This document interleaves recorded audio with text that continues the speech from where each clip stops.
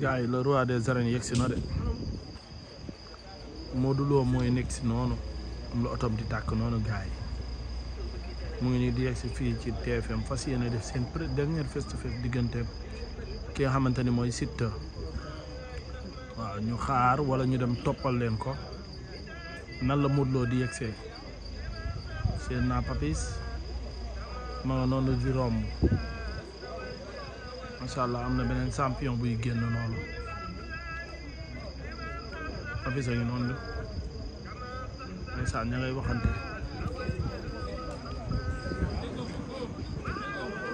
gaa yaa ngi noonu le roi yegsi na mu ngi noonu le roi des arènes mu ngi noonu di ñëw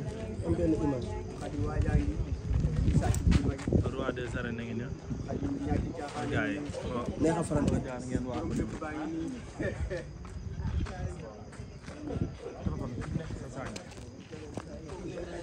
macha allah loolu waa ngi noonu Papis a ngi noonu ci wér. doon defar tànk salaamaaleykum yaa ustaas kayfa xaal macha allah yaa ngi baax naka coono yaa soxla gara meilleur lutteur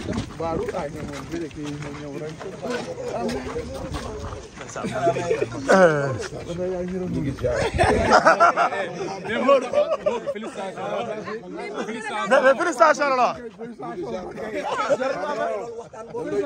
sukkandiku ci décision bi arbitre man ci règlement rek laay doxal teg ma jalgati benn yoon ci yoon rek laa koy teg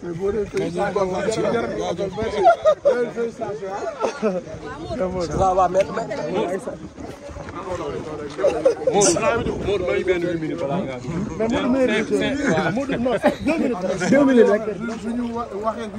non pas lu ñu wax Modou noonu baax na Modou noonu baax na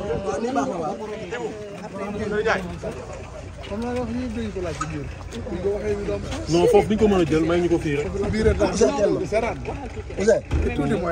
non waxal non il faut nga ñamal ñu moom il faut nga wax ñu wax ñu tuuti par rapport ak combat bi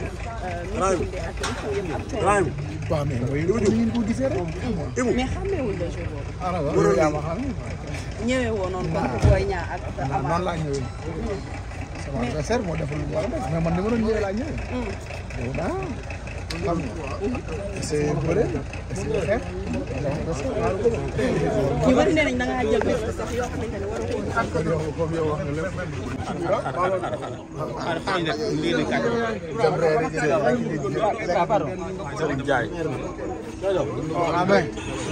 amul loolu rek ñoo war a même bu ñu duggee ñu bu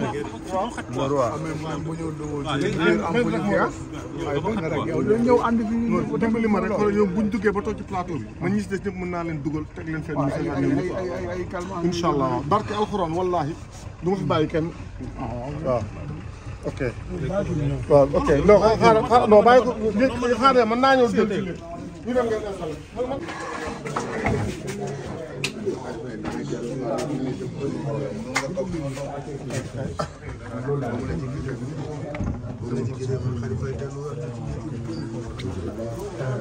ana papa bu ñu dimbali wax ko kan ak kan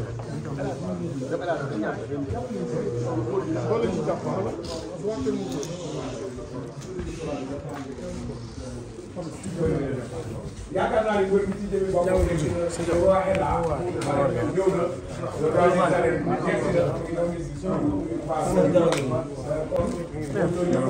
ziar nañ la bu wér a wér kontaan ci yow fu la nekk toog kon mu ngi noonu le roi est là comme ni ñu koy faral di waxee léegi des na nag ñu xaaral ki nga xamante ni nii moom mooy Siteu mu ñëw le roi yegg si na mu ngi noonu le roi des arènes noonu di ñëw le roi des arènes a ngi ñëw gaa yi ngeen waa ko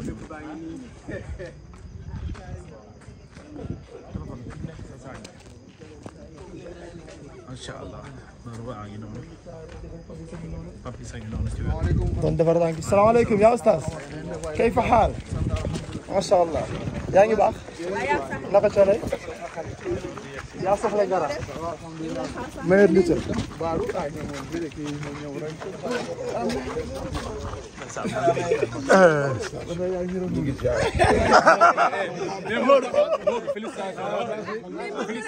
Félicitations la.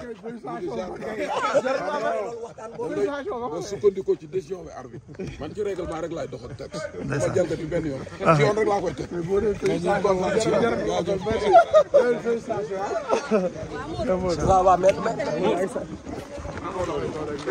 Modou may benn minute balaa ngaa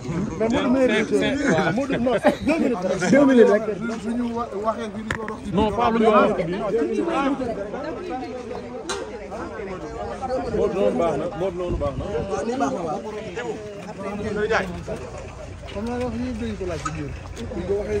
non foofu duñ ko mën a jël may ñu ko fii rek. non waxal non il faut nga ñamal ñu moom il faut nga wax ñu wax ñu tuuti par rapport ak combat bi.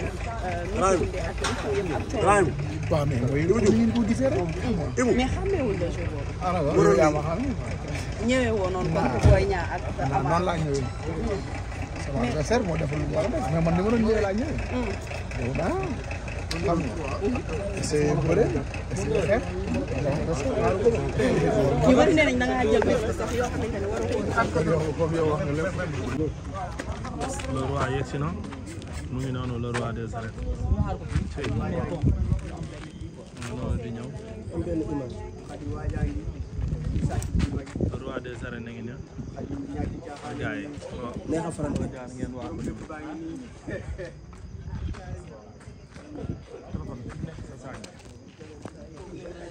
macha allah le roi ngi noonu papi sa ngi noonu ci wér kon defar naa ngi salaamaaleykum yaa ustaas kayfa xaal macha allah yaa ngi baax naka coono yaa soxla dara meilleur lutteur.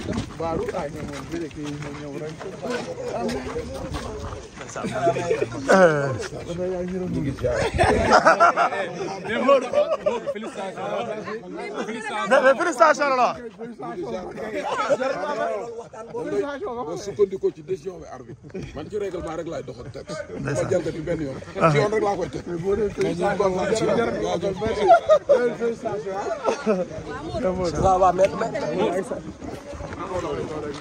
Modou may benn minute balaa ngaa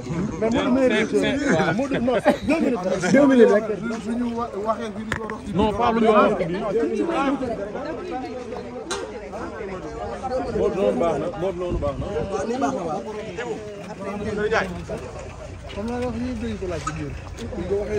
non foofu duñ ko mën a jël may ñu ko fii rek. non waxal non il faut nga ñamal ñu moom il faut nga wax ñu wax ñu tuuti par rapport ak combat bi. waaw mais mooy li ngeen ko gisee rek. mais xàmmeewuñ la jour boobu. ñëwee woo noonu comme Boy Niang ak Ama. noonu laa ñëwee. sama adversaire moo defal lu war a def mais man ni ma doon ñëwee laa ñëwee. yow daa xam nga. c'est bëre c'est xeex. ñu bëri nee nañ da ngaa jël bés sax yoo xamante ne waroo ko. comme yow wax nga lépp.